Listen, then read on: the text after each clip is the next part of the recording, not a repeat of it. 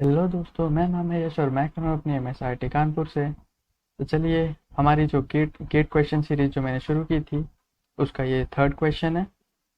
इसमें हमें दिया हुआ है ये पूरा सर्किट और हमें आर और एल की वैल्यूज़ निकालनी है।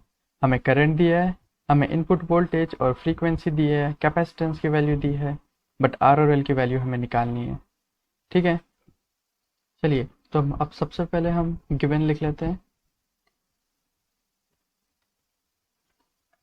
गिवन हमारे पास है कैपेसिटेंस की वैल्यू जो कि है 40 माइक्रोफैराड।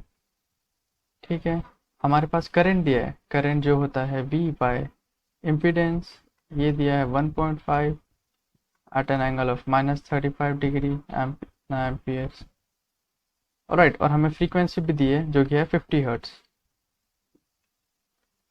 नाउ हम कैपेसिटिव रिएक्टेंस निकाल लेते हैं जो कि होता है 1/J ओमेगा इंटू कैपेसिटेंस। तो ये हुआ 1/2, ओमेगा को हम लिख सकते हैं 2 pi into F into capacitance. तो ये इसकी हम वैल्यू पुट कर देते हैं J2 × पाई इंटू फ्रीक्वेंसी की वैल्यू हमें दी है 50 हर्ट्ज, कैपेसिटेंस की वैल्यू दी है 40 माइक्रोफैराड। ठीक है, अब अगर इसे हम सॉल्व करेंगे तो हमारा आंसर आएगा -79.577 J। ठीक है, तो इंडक्टिव रिएक्टेंस हम डिफाइन करते हैं J ओमेगा L से।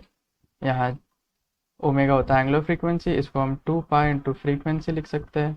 एल की वैल्यू हमें नहीं पता है, तो J इंटू 2 पाई, फ्रीक्वेंसी हमें 50 दी है, एल को हम एल ही लिखेंगे और इसकी वैल्यू आती है 314.14 L इंटू J।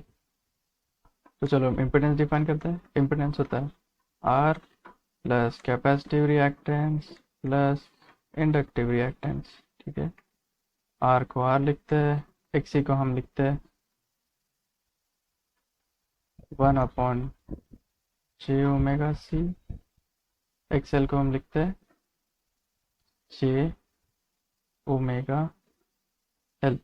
अभी हम इनके वैल्यूज पुट नहीं कर रहे हैं क्योंकि आगे जाए कॉम्प्लिकेशंस आएगी, इसलिए लास्ट में हम वैल्यूज पुट करेंगे।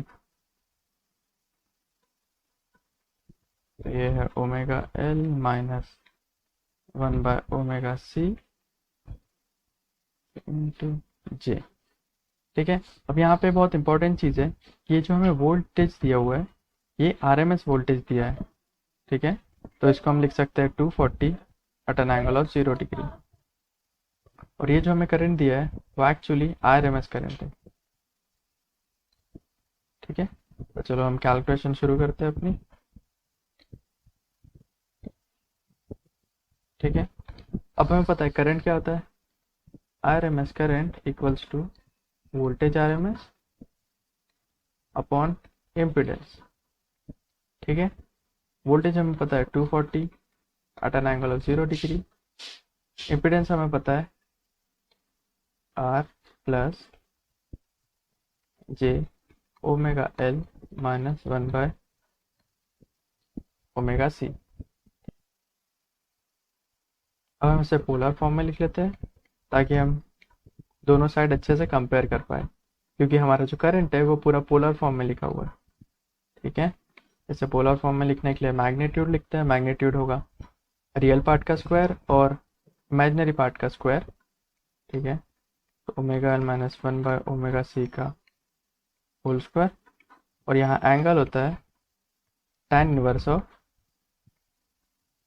Imaginary part divided by real part. ठीक है, तो इमेजिनरी पार्ट है इसका ओमेगा एल माइनस 1/ओमेगा C अपॉन इसका रियल पार्ट है R।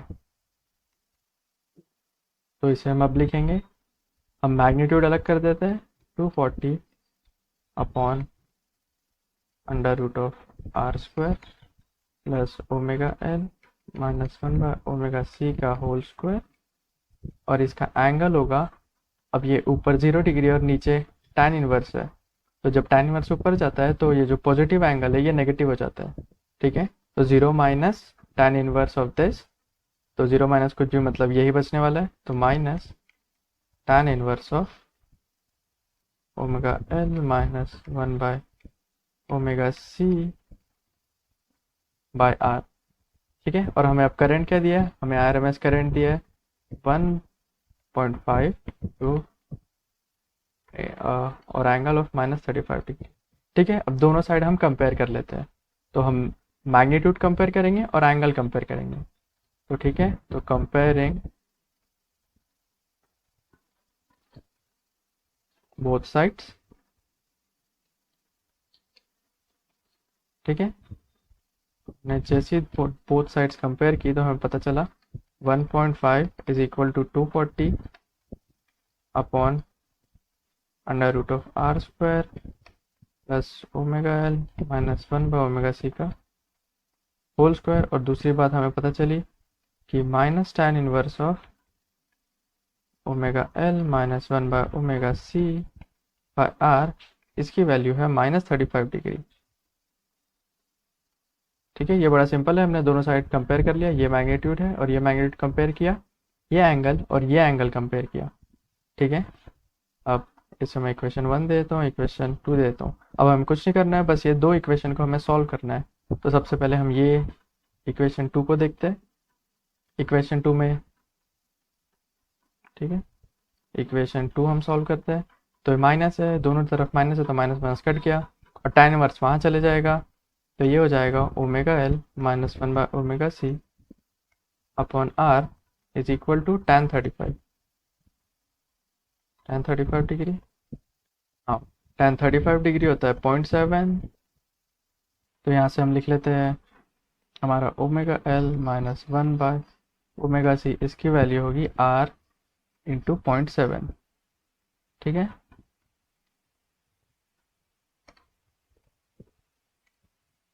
तो इसे हम इक्वेशन 3 बोल देते हैं और हम थर्ड को फर्स्ट में सब्स्टिट्यूट कर देते हैं। यहाँ था 1.5 equals to 240 upon under root of R square plus, देखो यहाँ ओमेगा एल माइनस 1 वो ओमेगा सी था, इसकी जगह हम आर इंटू 0.7 डालेंगे, तो आर इंटू 0.7 का होल स्क्वायर। ठीक है, तो अब हम इसे सॉल्व करेंगे, तो यहाँ से हम आर को बाहर ला लेंगे, अंदर बचेगा 1 प्लस 0.7 का होल स्क्वायर इक्वल्स टू 1.5, तो आर होगा 240 upon 1.5 under root of 1 plus 0.7 का होल स्क्वायर। तो अगर हम इसे फर्दर सॉल्व करेंगे तो हमारा आंसर आएगा 131.07 ओम। अब सिमिलरली इसकी मदद से, हमारे पास इक्वेशन थी, तो इसकी मदद से हम एल भी निकाल लेंगे। तो हम लिखते हैं omega L minus 1 by omega C equals to 0.7 times of R आया 131.07। ठीक है, अब हमें क्या पता है, ओमेगा एल हम पहले निकाल चुके हैं, ये देखिए हमने ओमेगा एल निकाला हुआ है। ओमेगा एल की वैल्यू आती है 314.14 एल, तो पुट करते हैं 314.14 times of L minus 1 by omega C की हम पहली वैल्यू निकाल सकते हैं, उसकी वैल्यू है, अब यहाँ जो निकाला था हमने 1 बाय जे ओमेगा सी निकाला था, लेकिन हमें जस्ट 1 बाय ओमेगा सी चाहिए, तो इसको हम वो फॉर्म में कन्वर्ट कर लेते हैं, ऊपर नीचे जे से मल्टीप्लाई करके, तो जे इंटू जे -1 और -1 कैंसिल हुआ और नीचे वाला जे। तो ठीक है, तो 1 बाय ओमेगा सी की वैल्यू हुई 79.57, तो ये हुए 79.57 इक्वल्स टू, ये कैलकुलेटर सॉल्व करने के बाद आती है 91.35। ठीक है, तो अब हम सिंपली यहाँ उसको ऐड कर देंगे 0.75 प्लस 79.57 314.14 टाइम्स ऑफ एल, तो इसका जो आंसर